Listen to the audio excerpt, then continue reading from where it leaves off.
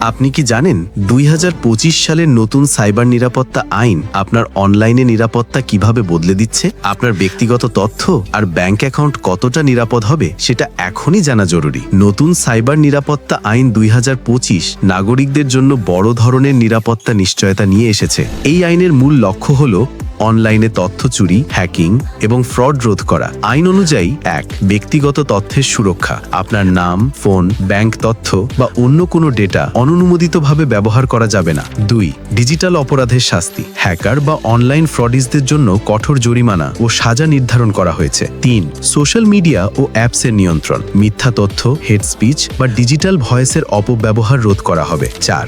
নাগরিকদের সচেতনতা বৃদ্ধি। সরকার অনলাইনে নিরাপদ থাকার জন্য নাগরিকদের নিয়মিত শিক্ষিত করবে। এতে শুধু আপনার ব্যক্তিগত নিরাপত্তা নয়, ব্যবসা এবং আর্থিক লেনদেনও অনেক বেশি নিরাপদ হবে। এর ফলে বাংলাদেশের ডিজিটাল অর্থনীতি দ্রুত বৃদ্ধি পাবে এবং নাগরিকরা অনলাইনে আত্মবিশ্বাসী হয়ে উঠবে। বিশেষ করে যারা অনলাইনে ব্যাংকিং, শপিং বা সোশ্যাল মিডিয়া ব্যবহার করেন তাদের জন্য এই আইন অত্যন্ত গুরুত্বপূর্ণ। আপনার তথ্য যেন কোনো কুখ্যাত হ্যাকার বা অননুমোদিত সাইটের হাতে না পড়ে, সেটাই এখন সরকারের প্রধান লক্ষ্য। আপনি কি মনে করেন এই নতুন আইন নাগরিকদের যথেষ্ট নিরাপত্তা দিতে পারবে? আপনার মতামত কমেন্টে জানাতে ভুলবেন না। ভিডিওটি যদি উপকারী মনে হয় তাহলে লাইক দিন, থামস আপ, সাবস্ক্রাইব করুন RMI info hub, bell icon এবং বন্ধুদের সাথে শেয়ার করুন যাতে সবাই অনলাইনে নিরাপদ থাকতে পারে।